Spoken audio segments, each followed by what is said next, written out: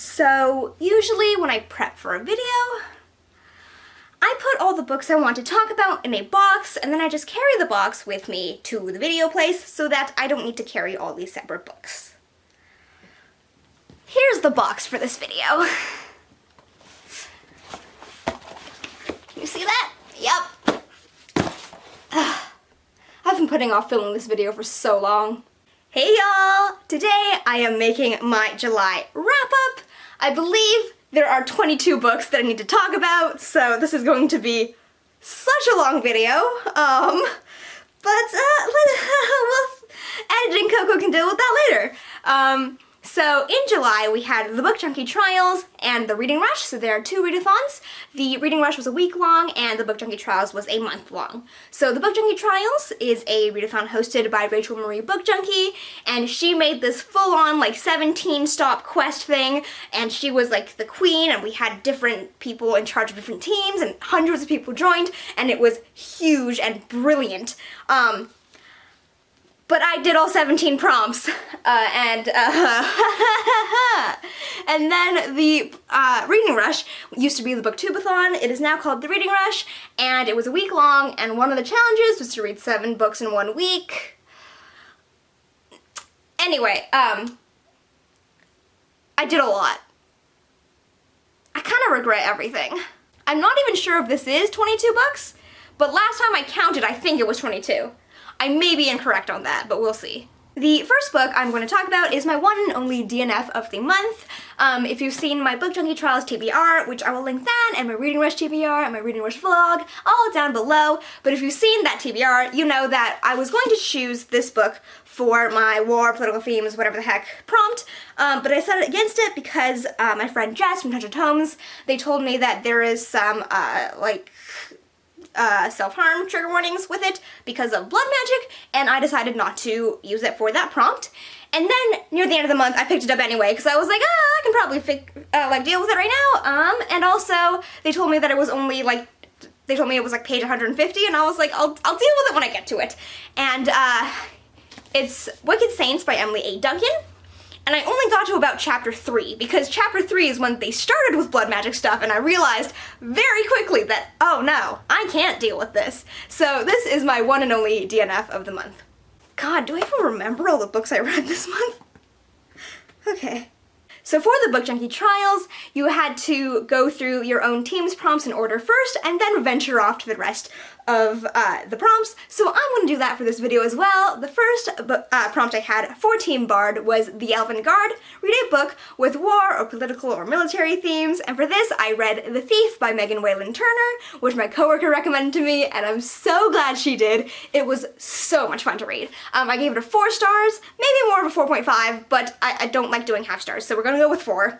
I don't even know where to start with this. The main character, Jen.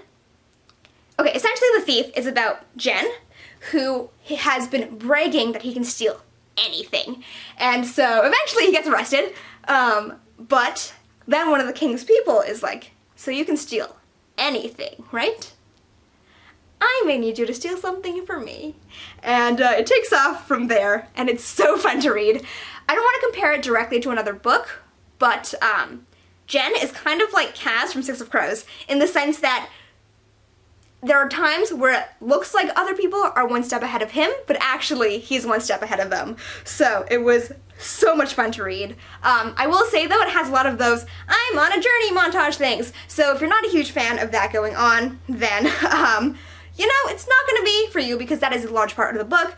However, I really liked the book. I really liked, there's a lot of parts where it's just telling the stories of the countries, stories of gods and myths and stuff, and I really liked how that fleshed out the whole world for me.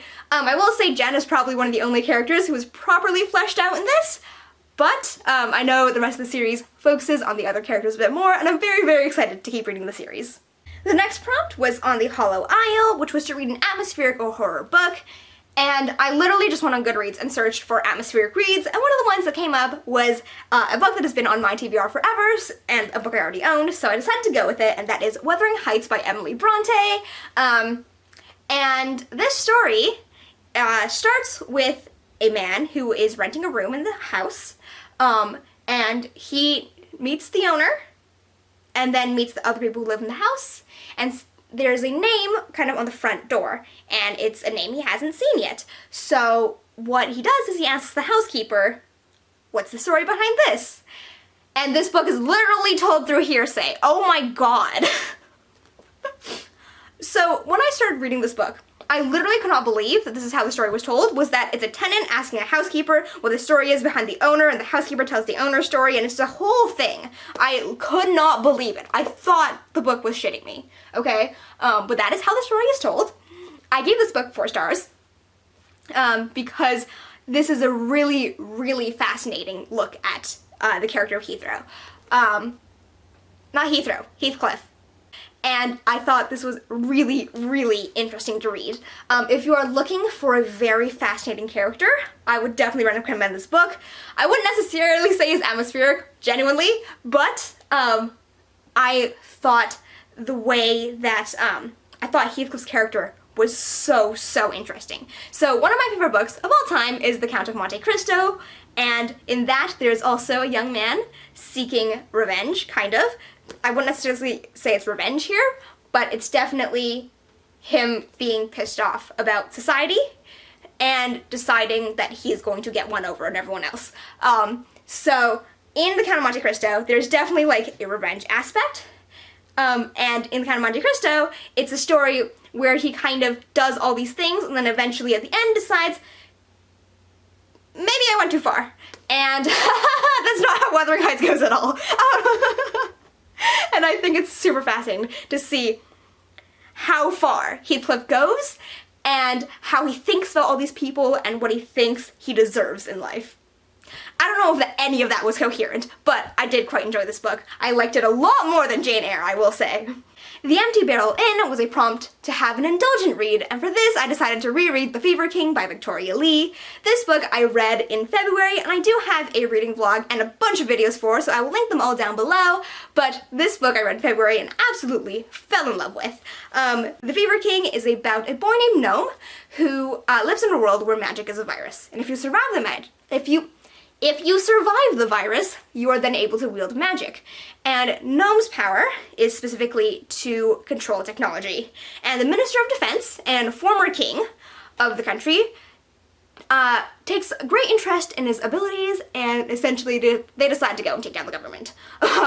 And it is an absolutely fascinating book to read. I gave it 4 stars the first time around because I just found that the beginning, like third to a half of the book was quite slow, but I just had so much fun rereading it that I bumped it up to a 5-star. It is so fun to read this book again, to get involved in the world and the characters and the romance, and I loved, there's a little reveal in the book that I could see the author dropping the hints for in the beginning, and it's so fun to read with that.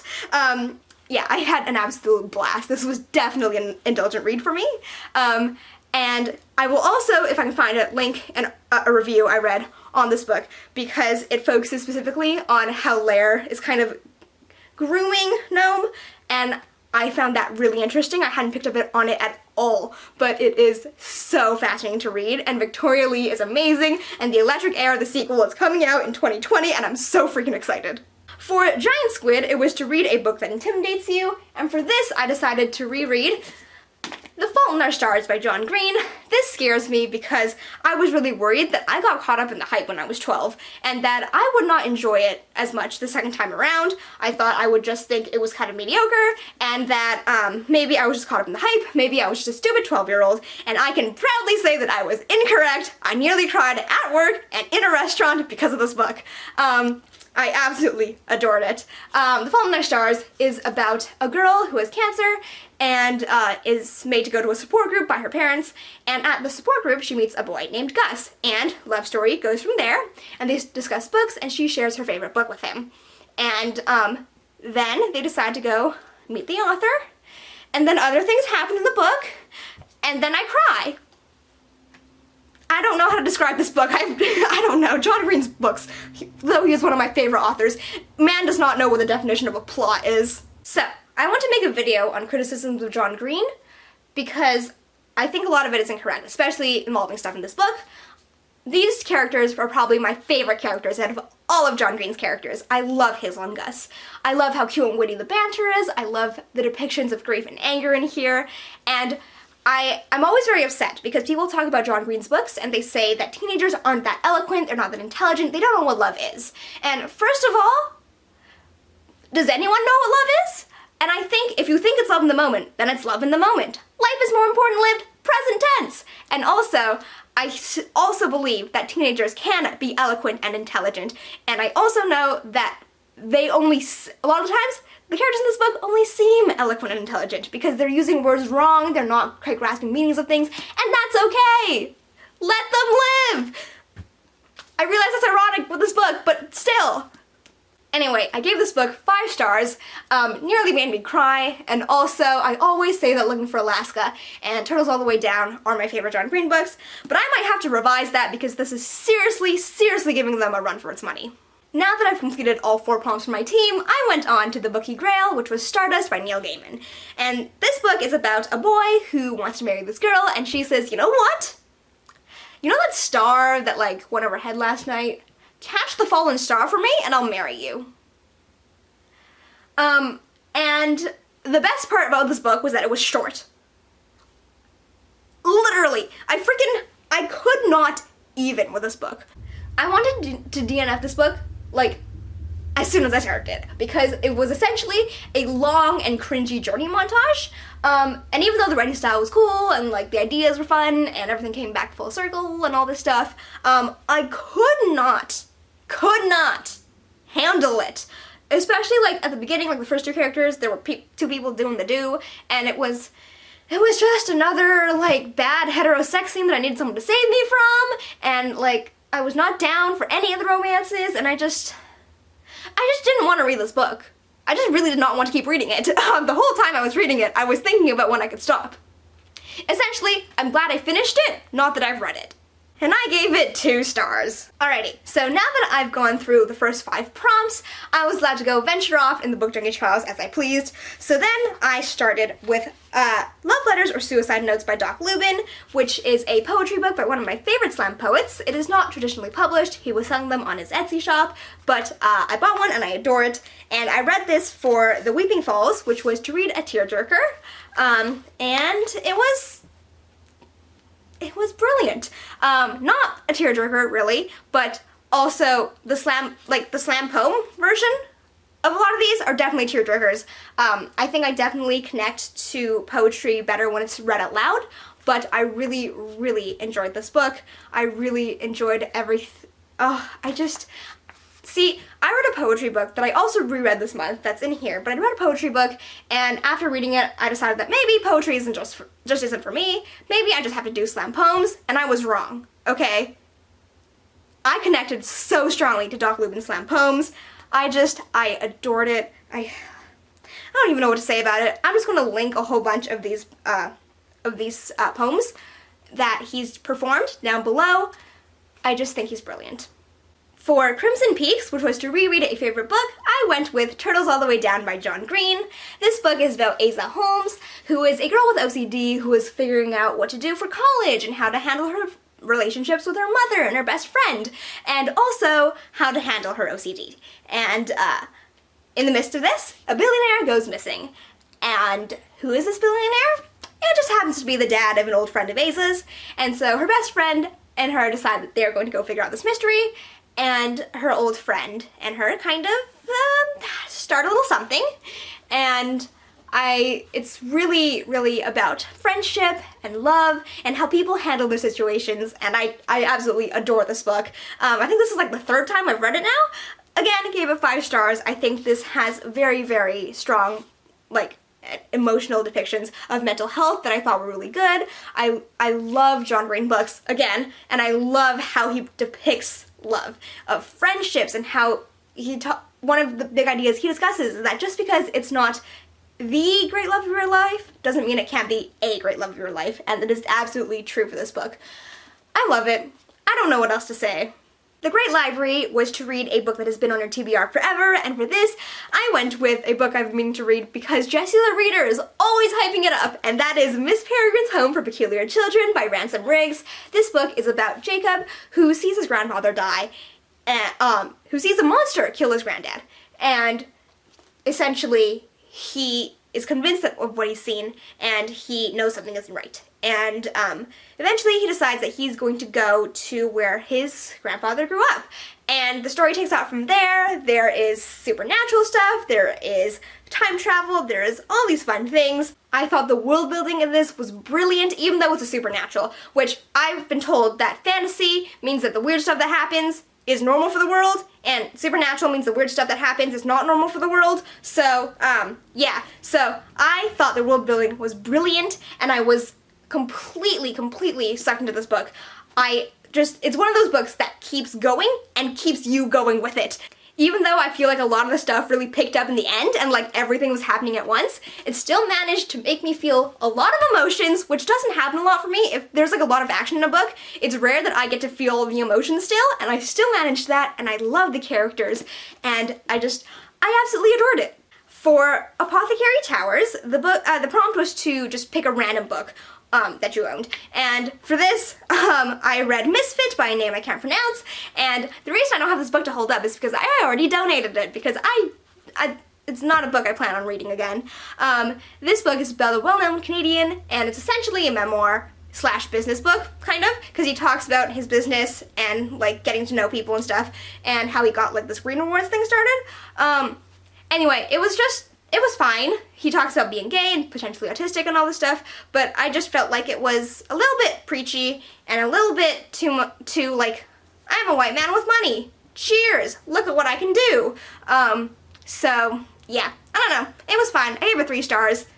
I didn't really care for it that much. I know there's a lot of rereads in this, but for Dwarf Mount was to read a book with a little bit of romance, and for this I reread An Absolutely Remarkable Thing by Hank Green.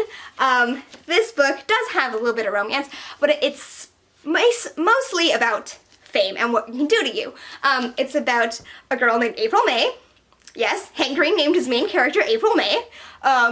And how she discovers this statue figurine thing in this huge thing in the middle of New York at like 3 in the morning. And she decides, you know what? I'm gonna call my videographer friend, Andy. Let's make a video with this, because I'm too used to living in New York. I'm too used to seeing art and to be like, that's just New York. So, let's do something with this. And they make a cute little video where she pretends to interview this giant statue transformer thing, and it goes viral because this thing appeared in New York and in 63 other major cities, and essentially they all appeared at the same time. Every security footage of it was cut. There's nothing that shows where these things come from, and essentially it's about having faith in humanity. It's about working together as humans. And it's about what happens when you have a lot of fame and you have to handle that and how it can affect you. And, yeah, this book I gave 5 stars, and I just love it. I think it's definitely the kind of book that, especially at this time, we need, because it's about having hope for the future, it's about believing in goodness, and it's about handling fame and the internet. I just love this book. I'm really I really love this.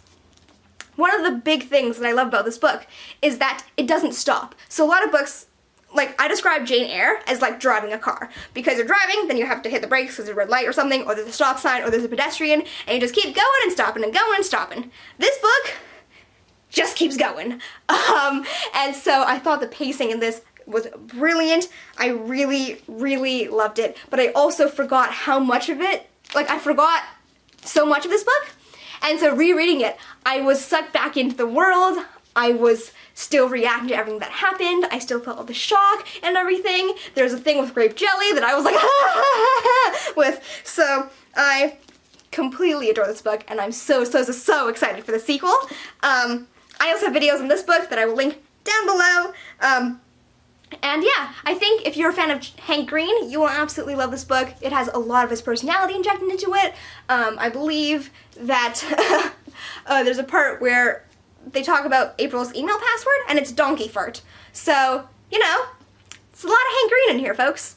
Are you ready for it? I reread another book, and I used this for the favorite book thing as well, because I was just doubling up on prompts at this point, and that is Looking for Alaska by John Green. Yes, I read 3 out of 5 of John Green's books this month. Looking for Alaska is about a kid named Miles, and he goes to a boarding school, and it's about spending time at said boarding school. It's another book about loving in your teenage years, and I think it's really, really about celebrating teenagers, especially with the ending that they have. This book is about celebrating being a teenager. It's about having fun. It is deceptively enjoyable for the first part of this book, I will say. But when I was rereading this, I thought I was going to give it a 3-star because I was reading it and I was like, oh no, maybe I don't enjoy this book as much as I thought I would. And then I just had so much fun. You can definitely tell it's his debut. It's definitely silly, but it is such a fun read. And it's also immediately so emotional and you don't expect it. And it celebrates being a teenager, it celebrates friendship, and yeah, I just loved it. I realize I'm just saying that I adored these books a lot, or I'm excited for the rest of the series, but honestly, I read 22 books in a month, and I can't remember most of them because I read 22 books in a month, so cut me some slack, okay? Then, for the poetry book that I was mentioning earlier, I reread Today Means Amen by Sierra DeMulder. I was gonna unhaul this, and then I hung onto it to reread it, and yeah, I'm probably still gonna get rid of it. But, yeah, I really, really love Sierra DeMulder's poems performed. I don't think I can connect with them as well just reading them. I think performed she injects a lot of emotion to them that I am unable to ascertain from just reading them alone, but I did give these books 3 stars. Again, I will link down any of the poems in here that I can find that she's performed down below, just so you can get a sense of what they're like. I've been filming for 45 minutes and I'm not even halfway done. I hate myself. This is a terrible decision. Why did I do this? Okay, this is a hell video. I hate everything. I regret all my life decisions. So there's a book that I have been meaning to read for probably like over 6 years now. It's a little book called Eragon by Christopher Paolini. It's my brother's favorite book series of all time, and I lied to him when I was 14 and I told him I would read it before I started high school and I'm already in university. Yeah. That's the book. This I used for the prompt Draconic Isle for essentially dragons, and I read this and I gave it 3 stars. I think I was told that this is the worst book of the series, according to my brother, so I am going to continue reading it because it's my brother's favorite series. I gotta do the big sister thing, but I'm intrigued, but I'm not intrigued enough, essentially. Like, even the dragons weren't doing it for me, which is saying a lot. The dragon wasn't doing it for me in Priory either, so maybe just I don't have that much luck with dragons. I think the main thing for me is that fantasy and I still don't get along very well unless I can really connect with the characters, and there was not other than Solumbum, the werecat, there was not much of a character that I could get hooked onto, and so reading this was just a bit too slow for me. The plot wasn't like super, super interesting in this book. I was just kind of slogging through it. I just need my fantasy books to have a character I can hold on to, because the world building is never going to do it for me. I am, like, the main thing I'm reading for in books is always character. It's not really your plot, it's not really your world building, it's characters. So if I can't deal with the characters in a book, then I really can't deal with the book, and Eragon is such a boring character to read. This book is also definitely very journey montage, but again, not something I mind too much. This book, you can definitely tell it's a debut novel by a 16-year-old, but, you know, it was fine. I gave it 3 stars. It's not, like, terrible. I'm intrigued, but I'm not intrigued enough. There is quite a lot of exposition in this book, I will say, but it's mostly done through dialogue by, I think, Brom is his name. Yeah, again, I read 22 books this month. I can't remember anything. But Brom, I think, is a very, very fascinating character, so I was cool with his dialogue exposition. But yeah, I'm going to keep reading this series. But, like, if it weren't for my brother, I would not be continuing with this series. Oh, yeah, and Eragon is about a boy who finds dragon. and then they have to deal with that from here on out, because the world that they're in pretty much just thinks that dragons are gone, and he found the dragon, so they're not gone. For The Forgotten Forests, which was to read the next book in a series, I chose The Language of Thorns by Leigh Bardugo. This is a short story collection in the Grishaverse, and since I've read all the other Grishaverse books, I just need to get through this one. So, I thought it was fine. I gave it 3 stars. I just think short story collections connecting to a world often are either don't give me enough extra about the world that I care for it, or they just seem a bit too disconnected from the rest of the series. And for me, this book was definitely too disconnected from the rest of the Grishaverse. It gave us like a broader look at the Grishaverse, but it was like you could see a lot more that was going on, but not enough of what was going on. So I do wish that they had gone more in depth about certain powers or other things we hadn't seen yet, but I also wish it was just a little bit more connected to the Grishaverse, because we saw a lot of things we hadn't seen yet, but we didn't really see anything that we had seen. They just kind of talked about other things in the Grishaverse that I had no reason to care about. So it was fine, but it wasn't anything special. I talk about this book so freaking often that when I say I reread a book, another favorite book for Crimson Peaks, I'm sure you can guess what it is. Yes, I read Daisy Jones and the Six by Taylor Jenkins Reid for the 3rd time in 3 months. I listened to it again on audiobook, and it is still brilliant, it is still emotional, I'm still in love. I can't say much more about this book. I love it, it's my favorite book of all time. Brilliant, amazing, stunning, read it. Daisy Jones and the Six is about a 70s rock and roll band, blah blah blah, how they got started, how they broke up, you know, the whole thing. But I think it's also very specifically more about how the characters, how they interact with each other, and how they interact with the rest of the world and their families and all this stuff.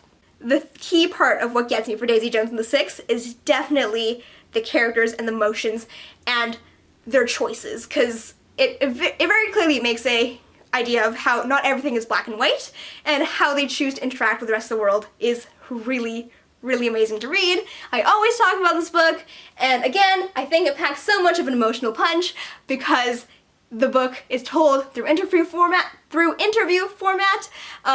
and you're interviewing musicians who write songs for a living. They literally convey emotion for a living. This point in the month is about when we get to the reading rush, which was a week-long readathon near the end of the month, and I hadn't planned on joining it, but everyone was posting their videos for it, and then I was like, but I want to join the reading rush. So I impulsively joined it the day before, made my TBR the day before, and couldn't fit all the prompts with books I was already choosing to read for the Book Junkie Trials, so I just, you know, read a bunch more books than I had to. So let's just get into what I did for that. So for the prompt of the reading rush to read a book in one spot, and then for Glimmer in the Book Junkie Trials of reading a beautiful or colorful book, I chose The Prince and the Dressmaker by Jen Wang, which I borrowed from the library and was so good that I finished it and then went out and immediately purchased it and reread in July. Yes, I read this book twice in July. This book, as you can imagine, is about the prince and the dressmaker.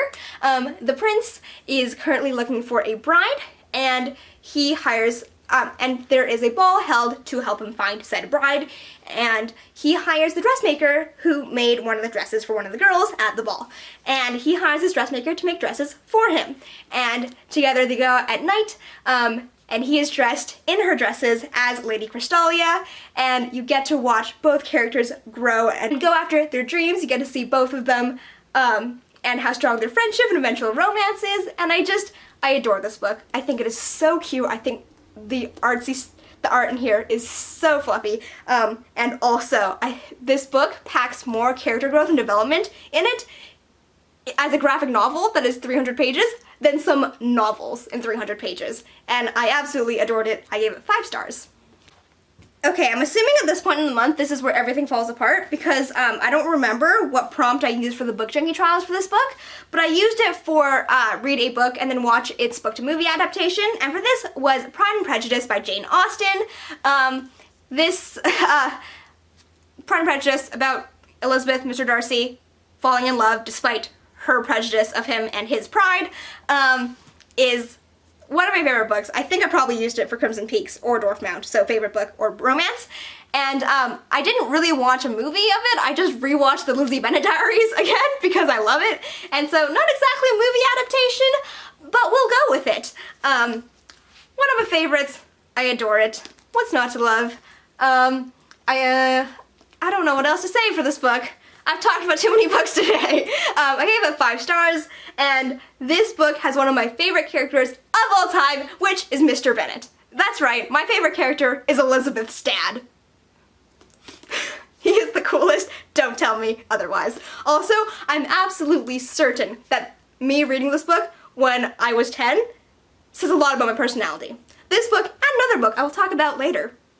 Then, for Glimmer, for the Book Junkie Trials, again, and for the prompt, which was to read in the reading rush, for reading a book that you'd mean to read for like you were meaning to read this last year or something. This book I've been meaning to read for like 5 years, so it counts. And that is Fangirl by Rainbow Rowell. Y'all know I read Eleanor and Park by Rainbow Rowell this year, and it was not it. And I decided to give Rainbow Rowell a second chance because everyone was like, hey, Fangirl's better, Eleanor and Park sucks because it's racist. So I was like, alright, cool, we'll give her a second chance. And yeah, I don't think I'm gonna read another Rainbow Rowell book. Fangirl is about a girl named Kath who writes fanfiction and is currently getting a degree or something in writing, and it's about her doing that and then also interacting with people at university and learning to kind of come into her own with her social skills and all that kind of jazz. So I gave this book 3 stars. It was fine. I enjoyed it. I think enjoyment-wise this would have been a 4-star book, except this ain't it, Chief. So I think the dating drama stuff is super unnecessary. I did not like that, even though I love Levi. I also think that the characters were a bit too flippant about Simon and Baz, to the point of like they were high-key trying to be okay with it, but like they weren't. And I think that says a lot more about the author than the characters. And also, I'm just really iffy. There's one point where Kath is like, I find it so weirdly hot to see Levi in a shirt with this gay couple on it. And then there's another part where Kath is like, is it cool if I like read this gay stuff out loud in your house with a gay roommate? And Levi's response is, well, he watches straight stuff in front of me all the time, which... Anyway, I'm just iffy. And, I'm just not going to keep reading Rainbow Rowell stuff. That is my solution to this. I think she's really... high-key not okay, and I also think her writing style's not really for me. I don't enjoy it.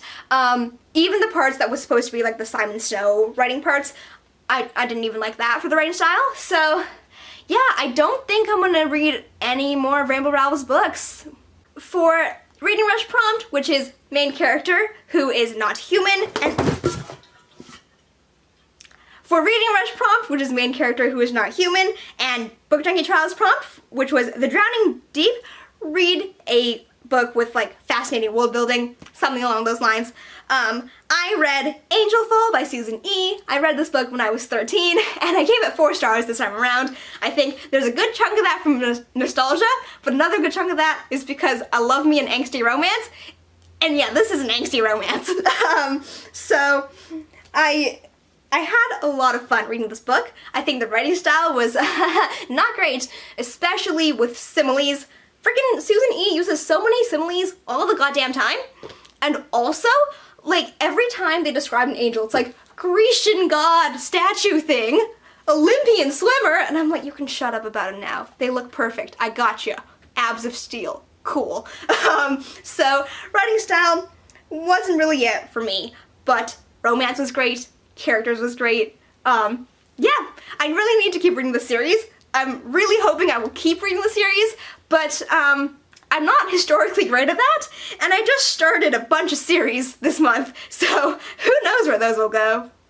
Angel Fall is about like angels start attacking Earth, and it's kind of post-apocalyptic, but it's like still happening, and it's about Peregrine Young, the main character, who is trying to keep her mom, who I think her mom has schizophrenia, trying to keep her mom and her younger sister, who is paralyzed, both alive in this world, and what she's willing to do that. I don't know how much more of the plot I can get into, but yeah, that's Angelfall. Angels attack Earth. Oops. Remember earlier when I talked about how there was a book that I read when I was young that probably explains a lot about my personality and the person I am now? Yeah, that's The Count of Monte Cristo by Alexander Dumas. This is my second favorite book of all time. Second favorite because I reread both this book and Daisy Jones this month, and Daisy Jones won. I was using this for the prompt of reading a book with more than 5 words in the title. Read a book with 5 or more words in the title for the reading rush. And then also for Old Pirate Cove, which was for the Book Junkie Trials, read something with a little bit of time spent on sea, at least in part. And I couldn't think of any book other than this and like How to Train Your Dragon. So we went with this instead. Which was probably a mistake. This is over 1,000 pages long. But yeah, I feel like this explains a lot about who I am now. This book is about Edmond Dantes, who is real ambitious. He is like 20 or 19. He's about to be captain of a ship. He's about to marry his amazing, fantastic, gorgeous fiance, and these people try to ruin it for him because they want to be the captain and they want the fiance. And so they wrongfully accuse him of something and get him thrown in jail. And he comes back and gets his revenge, y'all. And yeah, it's brilliant. It is by far the most well-written book I've ever read. I think all the knowledge and stuff in here is fantastic, even though there are some things that are definitely incorrect. Oh my god. Anyway, I just think it's brilliant. I think it's very well written. I think the character is very fascinating. I think also like his idea of what revenge is very fascinating, because I think a lot of times we think like getting a revenge is like murder, and his is like, I will ruin you and your family and your reputation, destroy everything you love in life, congratulations, goodbye. Gave this 5 stars, love this book. Alright, for the reading rush prompt of read an author's first book, and the Book Junkie Trials prompt of Queendom Stone, read a book featuring royalty. There's been a book I keep talking about wanting to read, and then Emily from Em Likes Books bought it for me because she's the best person ever. It's Red, White, and Royal Blue by Casey McQuiston! I'm so excited about this book. Okay, so I gave this 5 stars. It's absolutely adorable. This book is about the first son of the United States and about his very, very public feud with the second Prince of England. And has public feud, has even more public altercation, and essentially the PR teams of the respective families are like, alright kids, please at least play nice. We cannot handle more of this. We cannot tank international relations because of the 2 of you. And so the pretend friendship becomes real friendship, becomes secret romance, and it's so cute. This is a very, very fluffy book. Honestly, if Tumblr were a book, this would probably be it. And I say that in the best way possible, okay? About 90% of my personality is from Tumblr. This book is another book that I really, really need to read at this time, because this is another book that gives me a lot of hope for the future. To the point where I just keep rereading the ending of this book, which is the election scene, and I'm currently on the way of rereading this entire book just because I adore it so much. I love me a good angsty romance, and this is mostly fluff, and that is amazing. And I love the banter. I love so many of the quotes in here. Yeah, I love it so much. I don't know what else to say about any of these books. I'm so tired of filming this video. 5 out of 5 stars. Amazing book. Amazing romance. Cutesy book. Fluffy book. Good hope read. The last book I read in the reading rush was China Rich Girlfriend by Kevin Kwan. This is the book that I did for Purple on the Cover, and I listened to this on audiobook, which was good because I don't think I could have read this physically. This is the second book in the Crazy Rich Asians series, and yeah, I don't know, very similar thoughts to the first book. Representation, very fun to read. Overall plot and storyline is just kind of eh. I think it has a lot of the same pitfalls as the first book, which is Kevin Kwan being very, very heavy on brands and stuff to show how rich these people are, and having a bit too many storylines to find anyone that you could really properly sink yourself into. But overall, it was fine, and I gave it 3 stars. I am currently continuing with the 3rd book in the series because I just want to get through it. Again, I don't really think I can get through this physically, just because there's so many different things going on that it is very hard to stay focused on the book, but the audiobooks are amazing. I believe Lydia Look is the person who narrates them, and she is amazing. She does all the different accents for each of the characters. So Eleanor Young has a Chinese accent, and Nicholas Young has an English accent, and also because I speak Mandarin, she does the Mandarin words perfectly.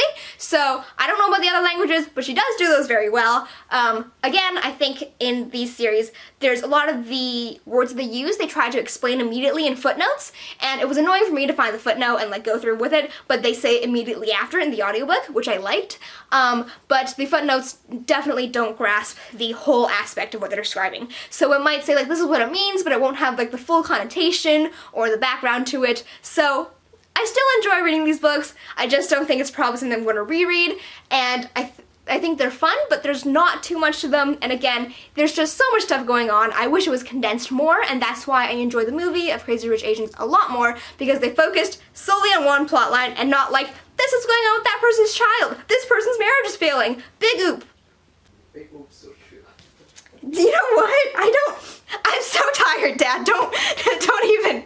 Finally, I read a book that Emma Books is always hyping up, and I've been very, very excited to read, and it was supposed to be a buddy read with Anna from Slytherin Reader, but we both suck at buddy reads apparently, because we just did not keep communicating, and then I think I just steamrolled on with it, and then we never talked about it again, and that is Scythe by Neil Shusterman. This book, I honestly was not quite about at the beginning. By the way, Scythe is about a world where we've solved death, essentially. There's no more diseases. You can pretty much bring anyone back. If they die, you can pretty much bring them back. And no one dies of old age anymore. All this stuff is fixed. So you need to get rid of humans somehow. And the solution was to create scythes, which are people who kill people or glean them. And once a scythe gleans you, that's it, you're dead. And so the book follows 2 scythe's apprentices and their journey of becoming a scythe. And for me, I was not about most of this book. Honestly, for the first half, I did not think I was enjoying it that much because I couldn't really connect with the characters. Again, I'm all about the characters, and it was also quite a bit slow, bit of a drag, but then it picked up and got really, really interesting, and I couldn't help but keep grasping onto it.